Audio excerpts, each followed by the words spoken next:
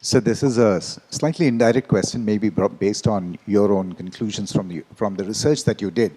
Any scientific ethos requires collaboration from various agencies.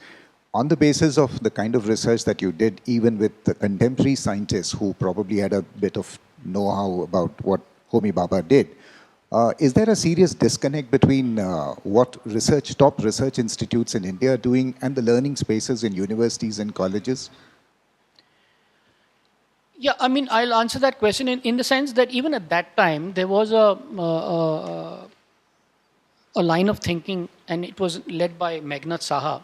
It says that strengthen the colleges and the universities rather than have islands of excellence of the kind which Homi Bhabha had in mind. So Saha thought that this was a very elitist way of going about things. So make it more democratic and let us build up from ground up the grassroots level rather than have these islands of excellence. But in a sense, at that time, I doubt if what Saha had in mind could have really happened. And research got a kickstart with the kind of institutions which Bhabha set up. So at that time, there was really nothing. He was the pioneer. And now there are various campuses of TIFR. There's one in Bangalore, there's a very big one in Hyderabad, and it's now become so big. And Bhabha not only didn't just necessarily have, contribute to nuclear energy, he also was involved with the seeding of the space program and electronics in India. So, I mean, in a sense, he was fundamental to Indian science in so many ways. Apart from, of course, nurturing and helping his good friend Vikram Sarabhai. India's first and only non-fiction festival in India. You are witnessing the third season. What's new is our tie-up with Maha Metro. That is our campaign #Read and Ride. We function online similar to all established literary festivals across the world, but with a difference that we have only non-fiction authors in action here in Nagpur. Non-fiction in action. As per this unique tradition, we have organized successful run-up events and are finally at the crux. Our annual extravaganza, this two-day festival wherein you will witness discussions on non-fiction books related to business, culinary science, current affairs, corporate culture, banking, finance, cinema, sports, and history. Gear up, dear readers, to stack your bookshelves with the latest author-signed copies. Readers of non-fiction, readers who strive for knowledge, knowledge which celebrates diversity of culture, heritage, and language in myriad ways. One such confluence of knowledge comes in action with writing. So here we are, beginning an author of non-fiction in action. Before we proceed, I forward heartfelt thanks to our partners for their immense support. Partners are Infoceps Foundations, Naivedyam Restaurants, we have Dilip Kamdar sir here, Persistence, Prabha Khaitan Foundation, HelpLink, SMS Infocare, just to name a few. Now beginning with the introduction of moderator for this session, Mr. Aniruddha Hazara. Mr. Aniruddha Hazara is a second-generation entrepreneur engaged in manufacturing white label processing HDPE pipes for diverse applications in infrastructural and domestic segments. They cater to a host of clients, national and international. Anirudh is passionate about being a major contributor in building the national pipeline infrastructure and is committed to quality and sustainability. Always up to challenging projects, Anirudh feels that solutions come to him naturally. He is trying to build a sustainable business model and the initial steps are already taking shape. Anirudh is associated with several social organizations such as Corporate Connections, Butibori Manufacturers Association, and has served as president of VMA. Anirudh can speak multiple languages such as Marathi, Hindi, Marwari, Bengali, and of course English. He is a recreational runner and cyclist. Anirudh loves to travel unplanned, particularly the less explored regions. He also features as a participant in one of the Guinness records. He lives in Nagpur with his wife Ruchi Bhattacharya Hazara and Aditya Hazara. Welcome, Aniruddha.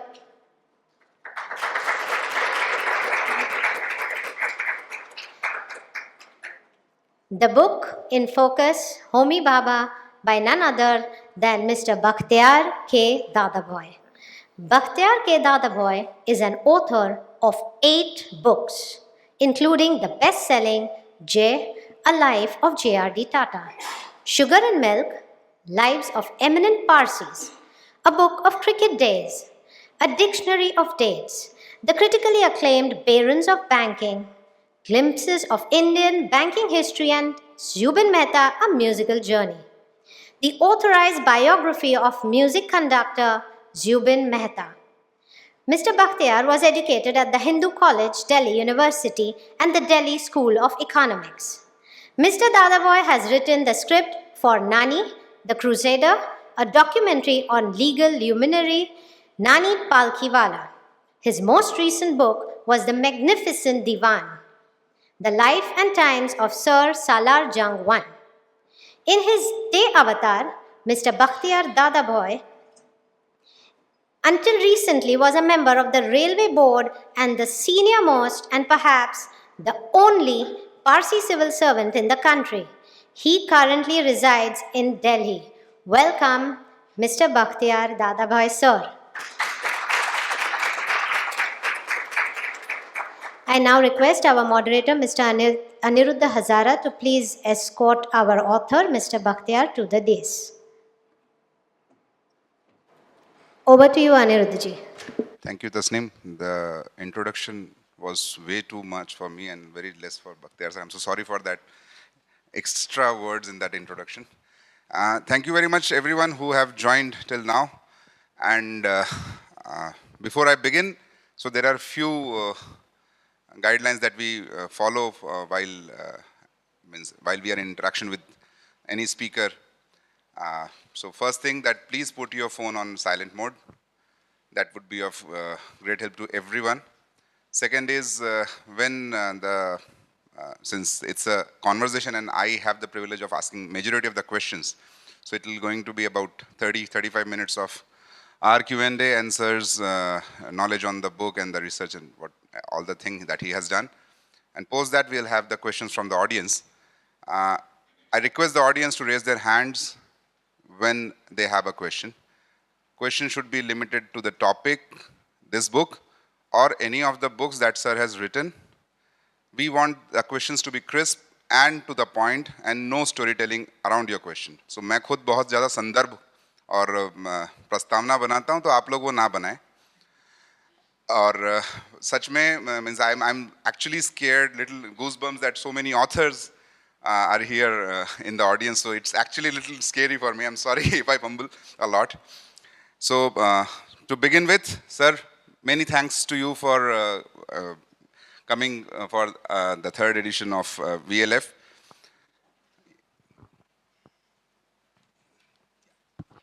Okay. Thank you, Anirudh. Thank you, VLF, for inviting me here today. And I look forward to we can look forward to good session in prospect. And so to begin with, I will have the first question, sir. How many books have you written? Means 8 to be precise, but there have been several books. The Baba book is the 9th one. It's the 9th one. And I would like you to share some light on all the works that you have had till now. Well, the first 2 books were compilations. The first book it was called A Dictionary of Dates, which was published, I think, more than 20 years ago. And it was, it was basically a compilation. I had this habit of jotting down things in a book because I was an active quizzer in school and college, and I was also on Mastermind India. So that was a, offshoot of my jottings and what happened on each day of the year, which important personality was born, what was the important event, that kind of a thing. I really didn't set out to be a writer or set out to write, but it just so happened. I happened to send the manuscript to a lady in HarperCollins, Renuka Chatterjee, and then I think she passed it on to someone in Rupa, and then Rupa liked it, and that's how the first book happened.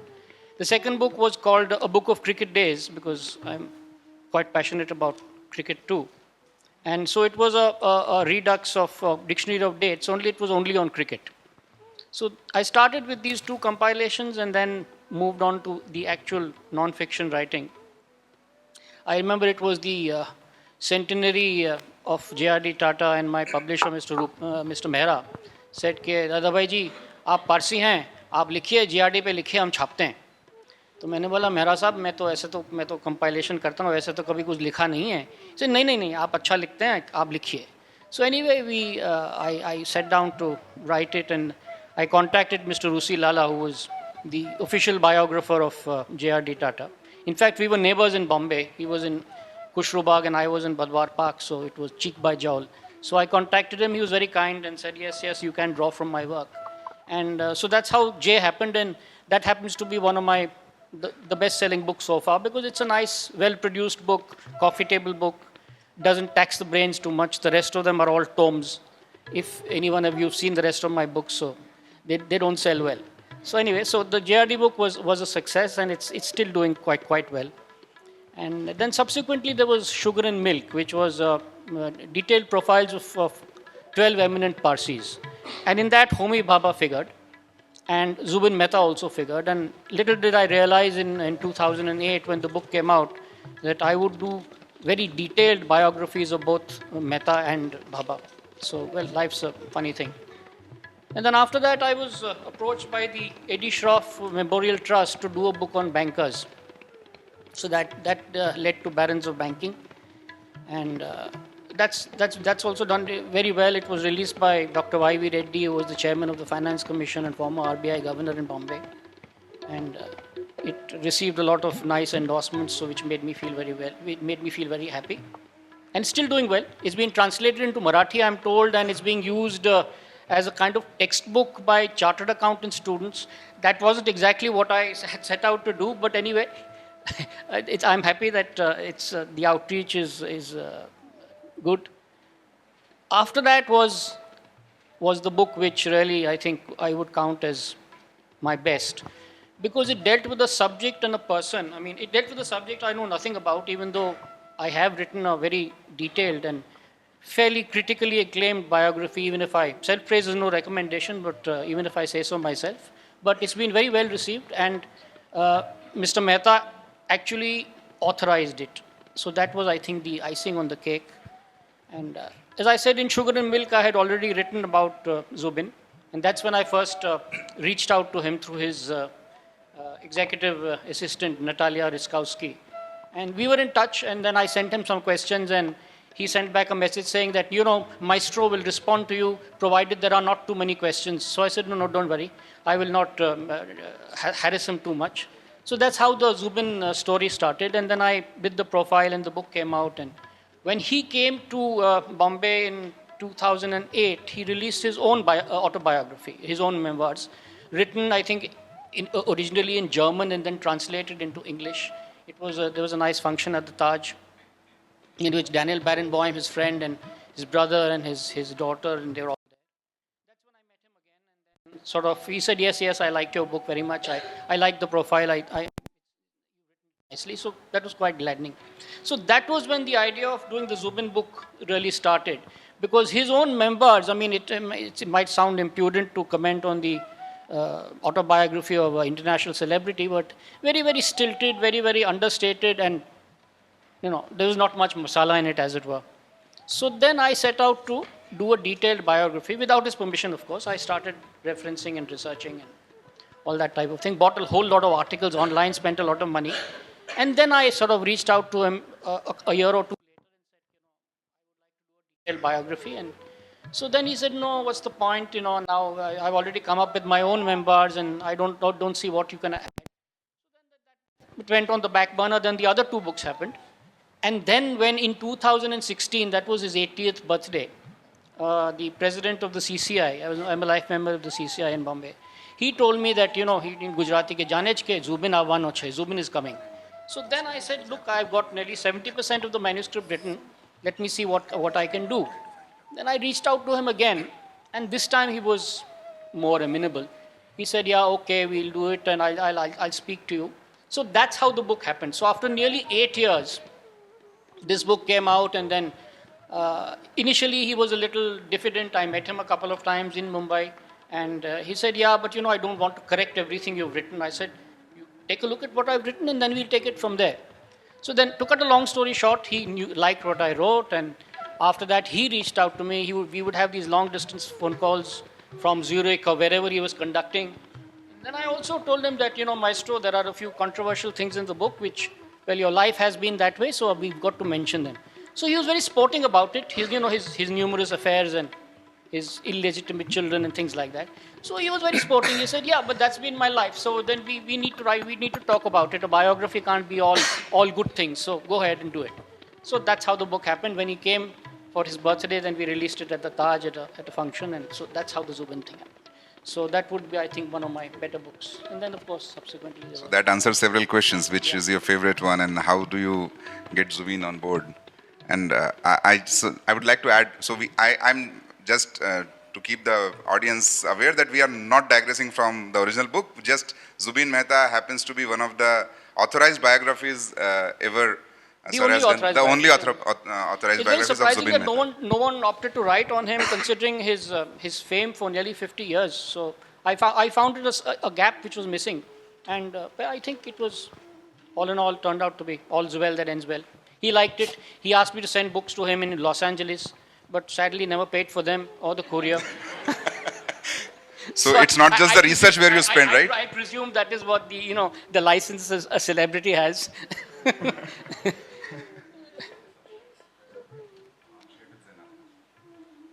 So the kind of money that a researcher, means all the authors, the kind of research work that you all do. So this is, sending the books also becomes the cost of part of that expense. Sending the books was more expensive than the cost of the book. Yeah, those FedEx charges an arm and a leg to send anything anywhere. Yes. And so how difficult was it to get a person on board, communicating with him who's out of 85 years of his life, he has been out of India for, when I believe he left India when he was 18 and after that never came back. Yeah. So what kind of... No, I don't claim to know him very well, or I don't claim to be a great friend of his. He's just a nodding acquaintance, and I sort of, by some very strange quirk of fate, a person like me, a musical non-entity, neither a music aficionado, nor an art critic, nor a musician. I don't play any musical instruments. So he once asked me, do you like music? So I said, no. He said, do you know music? I said, no, I don't know any music, Maestro, but I know a lot about your life. So he laughed and said, okay. So probably he wanted you to restrict your knowledge on him, and then that's where he jumped into the... He was very forthcoming. Subsequently, we had these long telephone calls. So, yeah. Right. So coming back to the book of today, which the biography on Homi Bhabha. So what made you, again, the life of Parsis? Initially, when you set out to write somebody else's life story, invest so much time, money, energy, it's admiration. And as I told you, Bhabha figured in one of my 12 prominent personalities in Sugar and Milk. So I realized what a great man he was at that time, but it was then at the back of my mind. And then Mr. Rusi Lala, who was, was GRD's biographer, he it was, I don't know, prophetic words. He read my profile in the book and said, Bakhtiar, I think you should write about Bhabha. You should do a detailed biography of Bhabha. I mentioned that in the acknowledgements. And at that time, 2008, I hadn't the foggiest idea that I would do something. The idea held no appeal for me.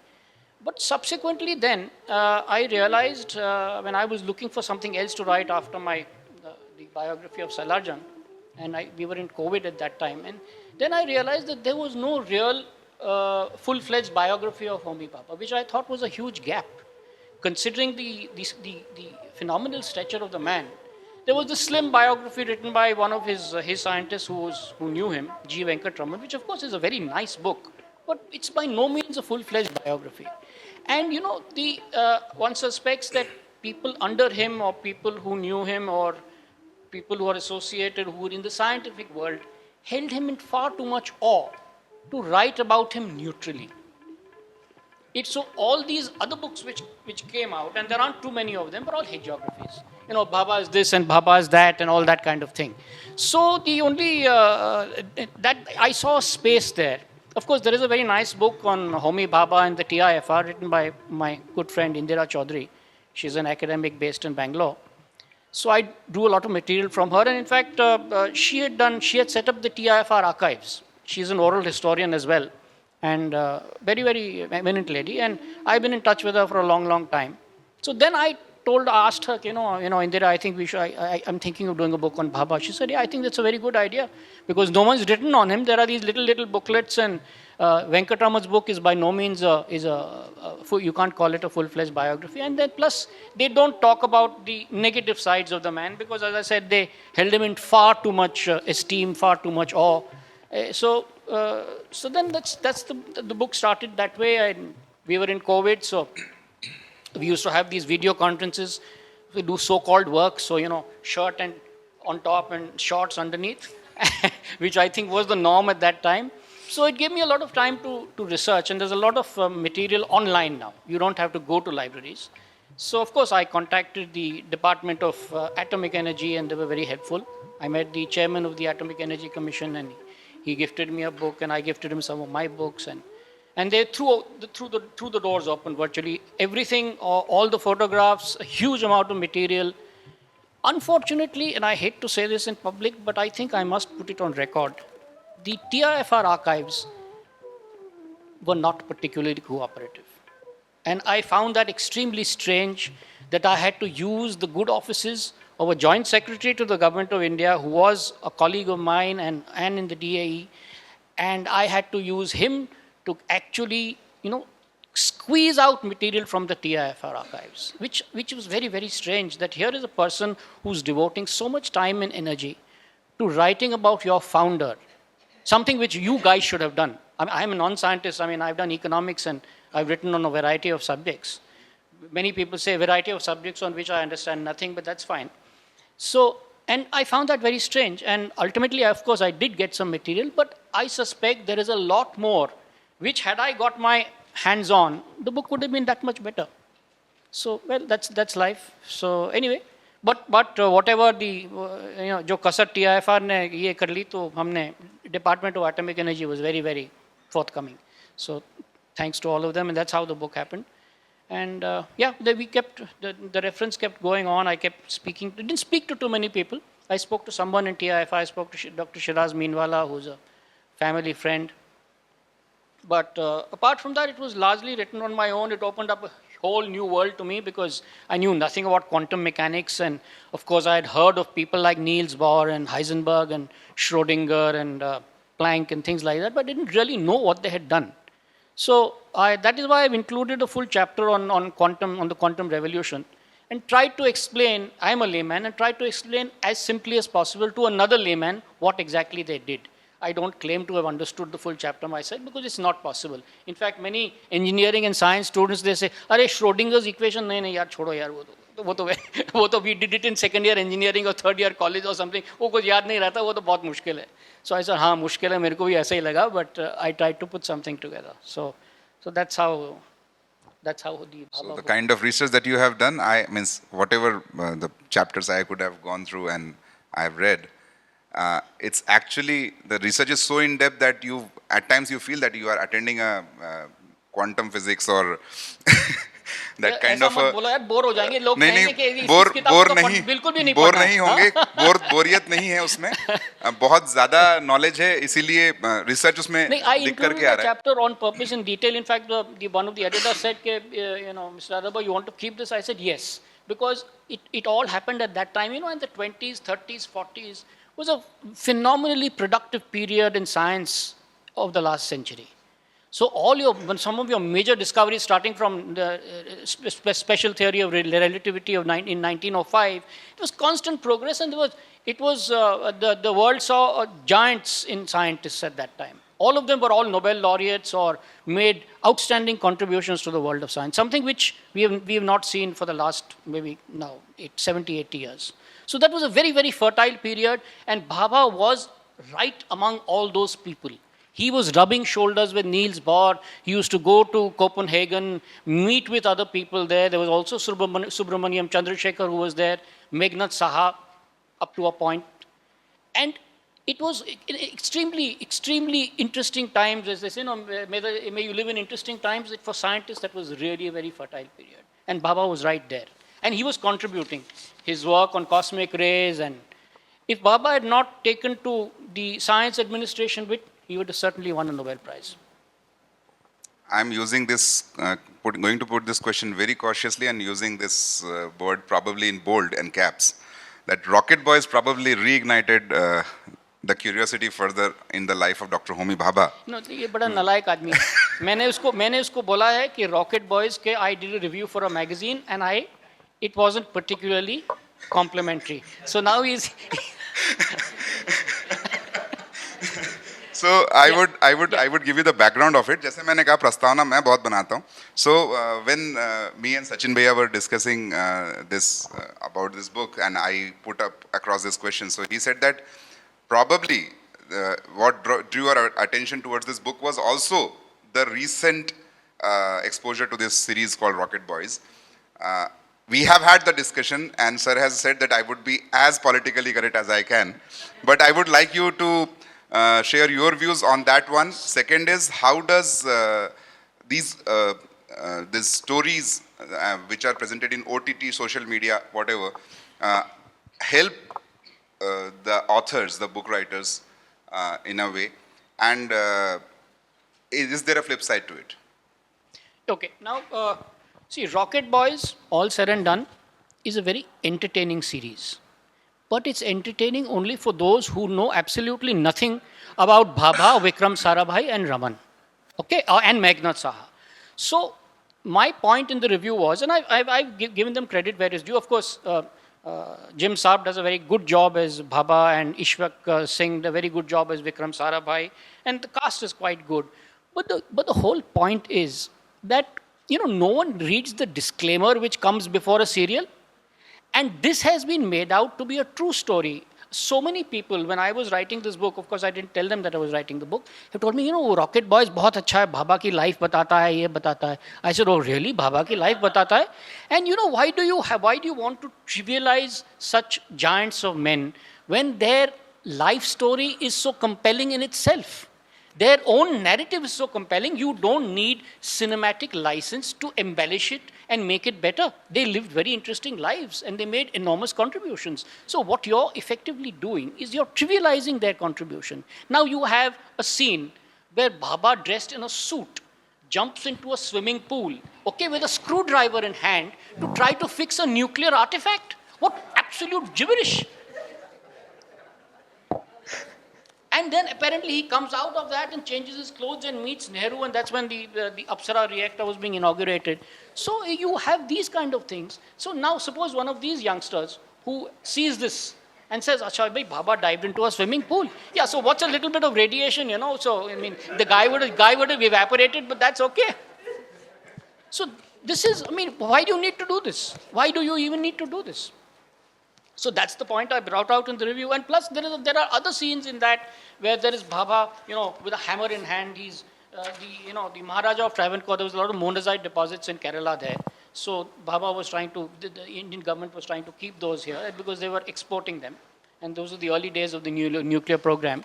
So he was a little, slightly intransigent. So Bhabha and Shanti Swarup Bhatnagar and the others went and had a talk with him and met the Maharaja. He was a very mild-mannered, decent man. In the series, there is Bhabha talking to this the Maharaja with a hammer in hand and saying, okay, I will make you a zero if you don't give this thing. I will make you what? I will give you Arya. I will make you Arya Bhatta or something. And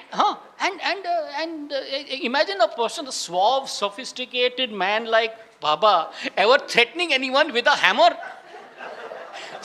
So I really don't know where they've done their research, and if they've done their research, what made them put these type of things in the series? Creative freedom, they call it.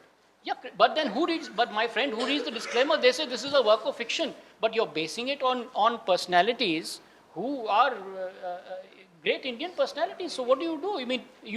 People end up thinking this is the way things happened, when actually it's all false. Another problem, Meghnad Saha is portrayed as a Shia Muslim, and he is portrayed as a CIA spy. What nonsense. Meghnad Sahab possibly made in theoretical physics a greater contribution than even Baba did. And he was a nationalist to the core. That Baba and he, of course, had their differences, and ultimately Baba sidelined Saha. That's a different matter. But the fact of the matter is that these were all very great men. And you're making him a CIA spy, saying he colluded with Jinnah. So that's what I held against the whole series. That it was all false. Go back to the non-fiction thing, our original thing. Absolutely. So sorry, I had to touch upon that. Yeah, that I knew you would. So.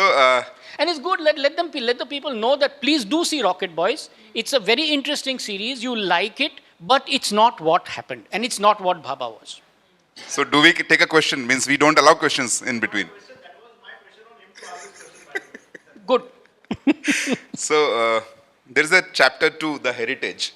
And my knowledge says that Parsis are highly, knowledge and observation both, that Parsis are highly entrepreneurial individuals. And India is fortunate to have the Parsi clan in the country, and majority of the big business houses. It's little more than a clan now, actually. So, do you believe that the children raised in the Parsi households are raised in a particular way, or means there is a certain pedigree to it, and that helps them develop into kind of superhumans? Because we have so many successful I life think lessons from Parsis. Frankly, all the success stories of the Parsis are in the past, and. I really don't see any Parsis on the horizon in a big way in India. There are a few notable lawyers and a new jurists and maybe some eminent people in business, but most of the people are now abroad. So you have the very, very rich and the very, very famous and very eminent people left in Bombay, and at the lower end I have seen Parsi beggars, which really hurts one to say that. But yes, so that is now the chasm in the community. Middle class is all but disappeared. There is nobody in the services. In fact, when I retired in December, I'm the last person who served in government. Before that, my father was, I think, the second last person in the Indian police service. So that's the way it is. They don't join the services, and they're always looking towards, Montreal, Toronto, London, and Sydney and Melbourne.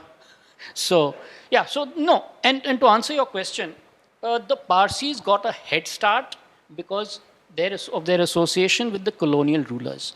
They embraced education, they embraced Western values, they became Anglophiles. Baba was an Anglophile to a very large extent, yes. But he had the vision to also embrace India once he came back from Cambridge. So he was extremely well read in the culture of India. He encouraged Indian art, the progressive arts movement, largely encouraged by him. And that is how TIFR has some of the best collection of paintings. They're really worth seeing. So taking a cue from there, is that what impressed you about writing a biography on him? And yeah, absolutely. The mental stature of a person is judged by the breadth of his vision. Baba had tremendous vision. I mean, what did he not do? He bridged the East and the West. He bridged, more importantly, he bridged the humanities and the sciences. Normally, you find an engineer who knows nothing about anything else. He's very straight-jacketed. He won't be able to talk on any other subject. This man he knew everything about everything virtually. Yeah. And more importantly, and this was also pointed out by many people who knew him, he could speak on that person's subject as if it was his special area of interest. So whether it was art, it was architecture, and in the institutions he built, he virtually micromanaged. He must have, I think, driven both the architects crazy. Helmut Bartsch, who set up the TIF, who designed the TIFR, and Rustam Vijay Patel, who did the, what is now BAC. He had a drawing board at home where he would look at the sketch. In the middle of the night, he would ring up Patel and say, Rustam, are you doing anything? Which meant basically come over. So Rustam would obviously come over, and he said that this is a time. This was possibly a only experience where we worked with a client rather than for a client. And in many cases, it could have been seen as interference, but with him, given his brilliance, it was virtually everything he said we accepted. And in cases where we disagreed, he would fight. But if ultimately you proved your point, he would let you have your say. So, he was an incredible man. Whether he was a great painter, he was a sketcher. There's some brilliant sketches of him, of C.V. Raman and Niels Bohr. And he was a great fan of Leonardo da Vinci. He wrote an article on him. And one of the critics has said that the swiftness of line, and I forget the exact quote, could also be attributed to Bhabha's own sketches. Yes. You see his sketches, they're absolutely professional. Absolutely professional. He sketched Mrinalini Sarabhai, Bikram's wife. So, yeah, he was great guy. He had many friends. Bhabha and Oppenheimer were contemporaries, and later on they were friends too. Any significant development and projects they did together? They never did anything together. I think, as far as I know, Bhabha came to know Robert Oppenheimer only after the war. Because, when Bhabha came back from Cambridge in 1939, he couldn't go back because of the Second World War. So he stayed put in the Indian Institute of Science under C.V. Raman and started his cosmic ray research and things like that. And at that time, he was a front-ranking theoretical physicist in Cambridge, had already made a number of important contributions, which if he had continued with would have maybe led, as I said, to a Nobel Prize in physics. But he felt a little left out. India was a backwater as far as that kind of research went. So he was wanting to go back to the States or to England at that time. So he was sort of writing to his various friends and contemporaries abroad, saying that, can I get he wrote to Wolfgang Pauli, the famous scientist. He said, okay, do you think that if you meet Oppenheimer, tell him that I would like to come to Princeton. Oppenheimer was in Princeton at that time. He was at the Institute of Advanced Studies. So I would love to come there. Then he wrote to another scientist, Robert Millikan, saying that, I've been given a teaching assignment here, but I hate teaching and hate administration, so I don't think I'll take it. I would love to come and work with you. And these are all very, very eminent people in the States at that time. They're all Nobel laureates as well. That's a different matter. So the idea of, where the hagiographies make out that Bhabha came back and he stayed back in India because he was a patriot and because he really wanted to do things for the country, no. Initially, he was dying to go abroad, dying to go back maybe to England. But again, racism did play a part there. Despite him becoming a fellow of the Royal Society a little later and his otherwise eminence, they didn't give him those positions there. They didn't really offer him any position worthwhile. And Chadwick, who discovered the neutron, was looking for a professor was looking for a reader under him in Liverpool. He wrote a very funny thing. In fact, it's a slightly long quote, so I'll summarize it for you. He said that, Bhabha is such a clever man and does so many other things that I would not want him to rot here. In other words, that's what he's saying. So, but that amount of racism is there because, he could have easily given him the post and Bhabha would, in all probability, have accepted. But at that time, we were fighting for independence, so he would have had a very tough time explaining to his peers there that if, Bhabha, if an Indian can teach you physics, then why can't India be independent? Similarly, Walter Heitler, another of Bhabha's, contemporaries with whom he published the Bhabha-Heitler cascade theory, he was a German. He also faced the same problem. So Liverpudlians would have found it very difficult to believe that the country they were at war with, one of their Germans was teaching them physics. So it's something like that. Sir, there is one quote that features on the back of your book. Yeah, that's a very interesting quote, and maybe it resonates well with the current political environment. But it's it's a remarkable perspicacity of a 20-year-old when he wrote this? Yeah, 20-year-old. Bhabha was 1909. He wrote this in 1929 in a letter to his friend Homi Sirvai, who was a constitutional authority who wrote the multi-volume history of the Constitution of India and also was on the losing side of the Keshavanand Bharati case. So Homi writing to Homi on the 2nd of January 1929. And these are his views on how history should be written. Unity of all mankind cannot be achieved by blotting out one civilization and implanting another. As a preliminary step, a new and unbiased history of India ought to be written, which ought to be taught in schools. The past that ought to be more studied is not the Mughal period, but some of the more ancient periods such as those of Chandragupta and later. I mean the real Hindu empires. And he wrote this in 1929. I know Swapna ji may not be very happy with what I have read out, she being the expert on Mughal architecture in India, in Delhi. But so this is the kind of thinking he was doing at that time, and he was just 20 years old. So a remarkable man, remarkable intellect. So we still have about 8 questions left, so we'll take quickly all those Okay. questions. So he was great friends with J.R.D. Tata as well. And Oh yeah, Jay and that must have Jay and he were great friends, and Jay was about I think 5 years older than him, and they got along very very well. He greatly admired him. JRD greatly admired him and helped him set up TIFR, because when he wanted to set up TIFR, he wrote to the Sir Dorabji Tata Trust, and Jay was a part of that trust, and he was helping him, guiding him along the way, and ultimately Rustam Choksi and John Mathai and Ardeshir Dalal, who were all on the trust, they ultimately agreed to start with some 45,000 rupees per year for the TIFR. Plus, they were even otherwise they were afraid. I mean, Bhabha was a popular man with women as well. So there is a little episode about when apparently Bhabha was in Paris and he had invited 2 pretty Air India air hostesses for dinner, but then completely forgot about the assignment because he was busy with his work. So when JRD came to know about it, he says, "Homie, I think finally you're becoming old now." So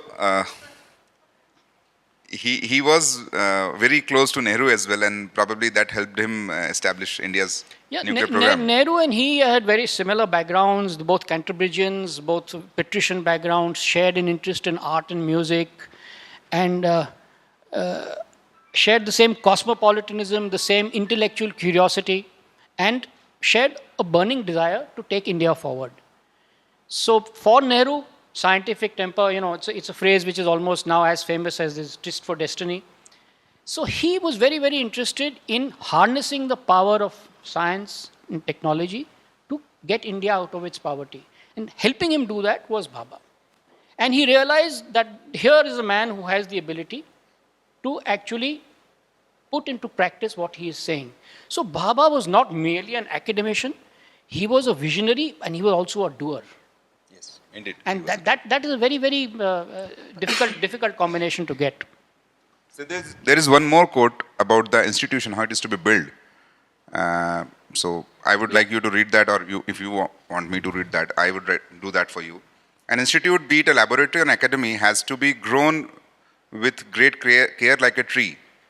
Its growth in terms of quality and achievement can only be accelerated to a very limited extent. This is a field in which a large number of mediocre or second-rate workers cannot make up for a few outstanding ones.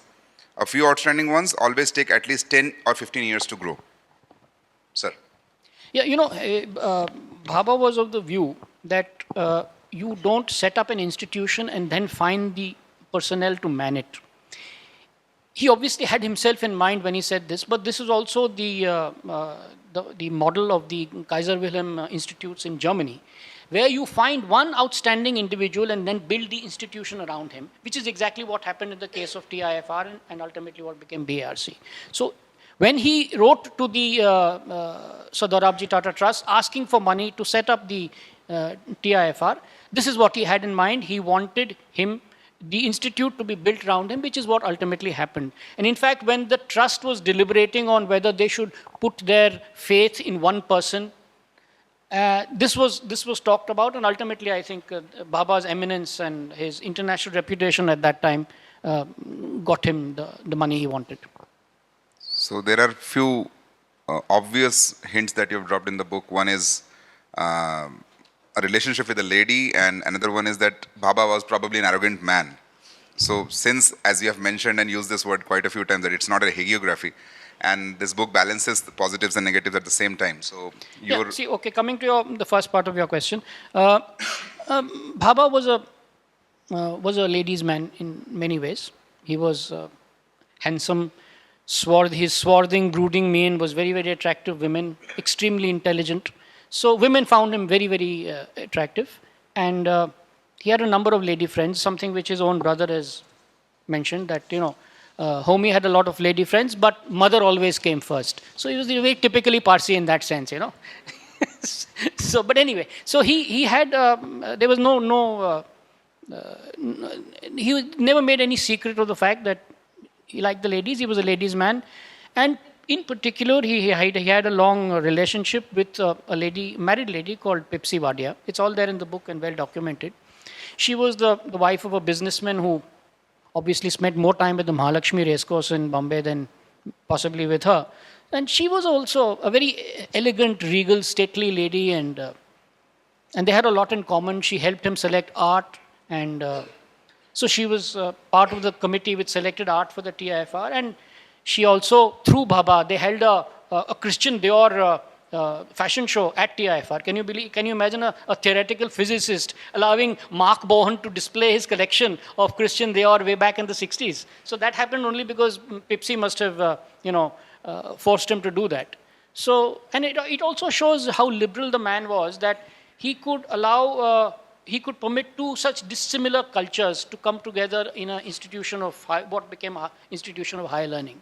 So yeah, she was a remarkable lady too. Later on, during the emergency, and then Kumi Kapoor, she told me about it, and I put it in the book as well, that, when they were chasing Subramaniam Swamy, Kumi Kapoor is married to Roxana, who is married to Subramaniam Swamy. So, and Pipsi Wadia was very good friends with Kumi Kapoor's mother.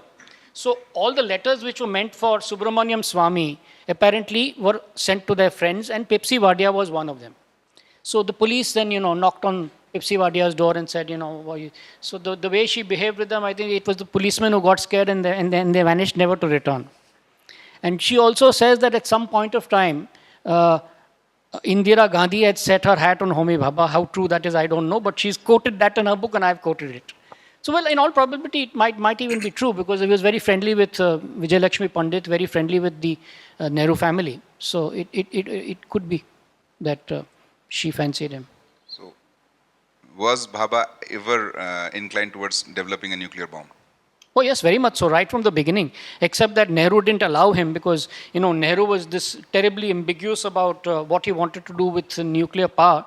But deep down, he realized that the only deterrent ultimately would be a nuclear weapon. Unfortunately, he didn't sanction it early enough, or else the China conflict would have been very different. In all possibility, there would have been no war with Pakistan either.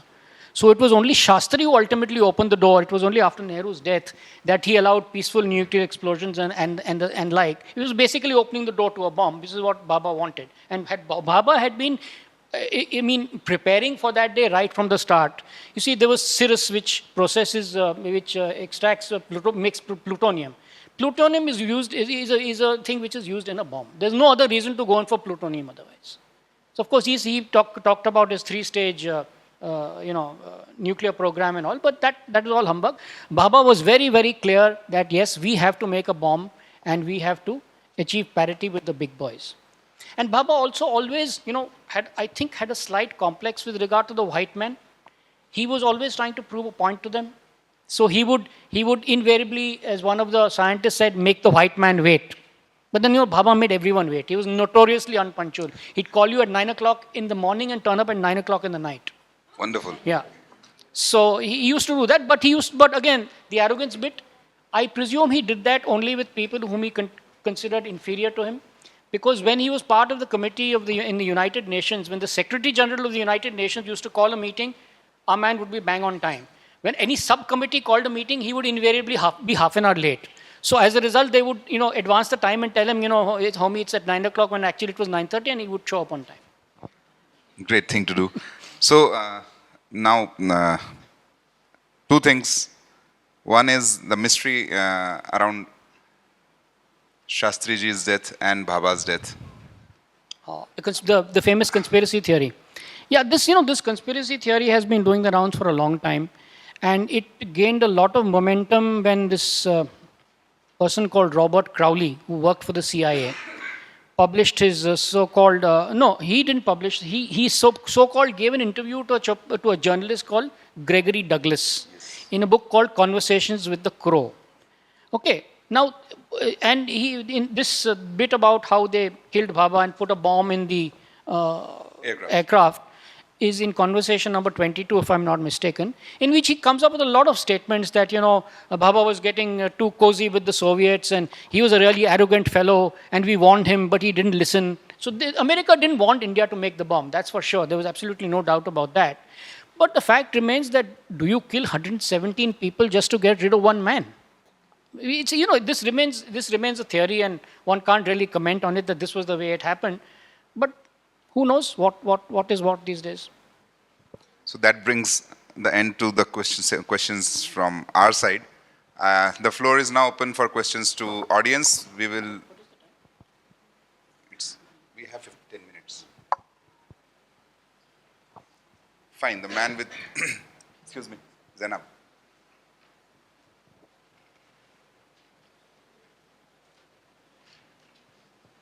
Hello.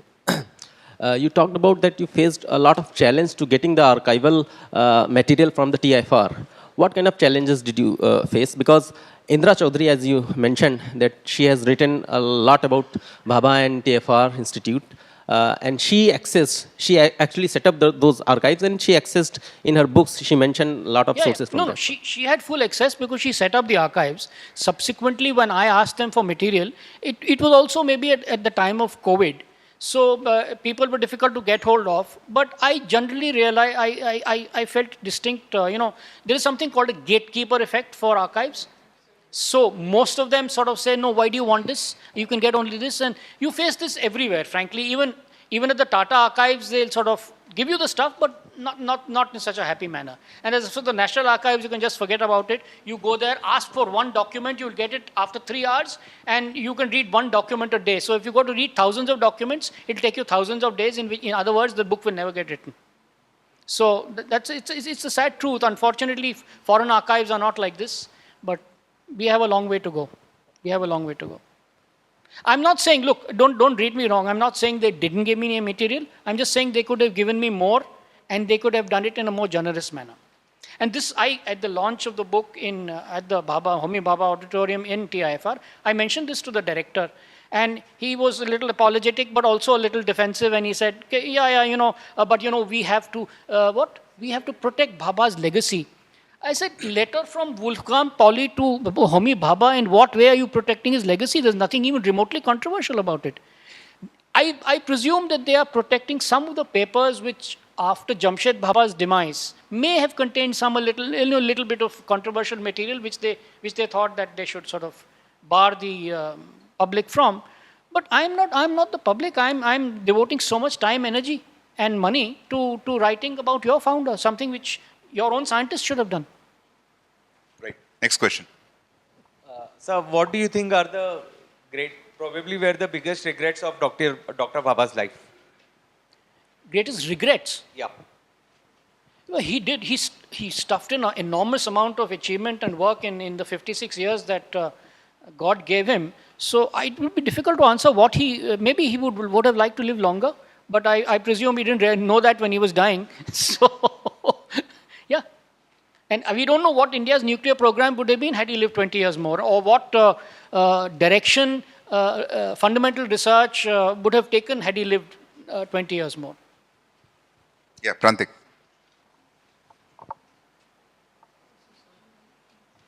So this is a slightly indirect question, maybe based on your own conclusions from the research that you did. Any scientific ethos requires collaboration from various agencies. On the basis of the kind of research that you did, even with the contemporary scientists who probably had a bit of know-how about what Homi Bhabha did, is there a serious disconnect between what top research institutes in India are doing and the learning spaces in universities and colleges? Yeah, I mean, I'll answer that question in the sense that even at that time, there was a line of thinking, and it was led by Meghnad Saha. It says that strengthen the colleges and the universities rather than have islands of excellence of the kind which Homi Bhabha had in mind. So Saha thought that this was a very elitist way of going about things. So make it more democratic and let us build up from ground up, the grassroots level, rather than have these islands of excellence. But in a sense, at that time, I doubt if what Saha had in mind could have really happened. And research got a kickstart with the kind of institutions which Bhabha set up. So at that time there was really nothing. He was the pioneer, and now there are various campuses of TIFR. There's one in Bangalore. There's a very big one in Hyderabad, and it's now become so big. And Bhabha not only didn't just necessarily contribute to nuclear energy, he also was involved with the seeding of the space program and electronics in India. So, I mean, in a sense, he was fundamental to Indian science in so many ways. Apart from, of course, nurturing and helping his good friend Vikram Sarabhai. So last question from the young chap. So my question is, did Bhabha regret bringing nuclear technology in terms of weapons of mass destruction? No, he never regretted it. He wanted it. He was all for it. He absolutely wanted to make the bomb, and in fact gave some very unrealistic estimates of both the time frame for the making of the nuclear weapon as well as the costs involved. He underestimated both to a great extent, and I think in the early 60s, he said we can do it in 18 months or something like that. They were just not ready. They wouldn't have been able to do it even in 3 to 5 years. But yes, to answer your question, he was not a peacenik like Nehru pretended to be. In a sense, Nehru pretended to be a peacenik because of the heft his so-called, peacefulness gave him in international politics. And he was wanting to be a leader of the global south and things like that, non-alignment. But Bhabha had no such ambitions. He was very clear that nuclear deterrence is what will keep the Chinese and possibly even the Pakis away. So that brings us to this wonderful conversation with Bakhtiar Dadabhoy sir. The author is very much available here for the next couple of hours. You can put up your questions with him one-to-one. And forget about putting up questions. Ask them to buy the book here.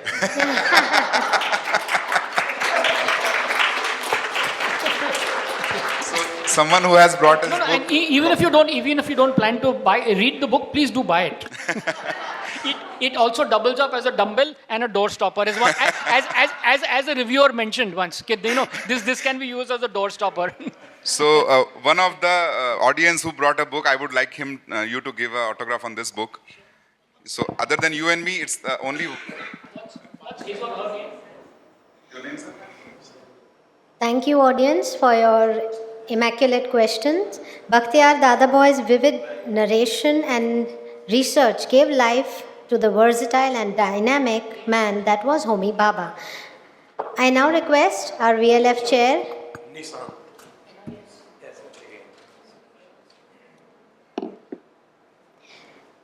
Mr. Dadabhoy will be available for signing the copies and further interaction for the longest time, dear audience. In the 2 lounges we have, one outside the author's lounge and one near Laburnum also. So you can continue your interaction with your favorite author as much as you want.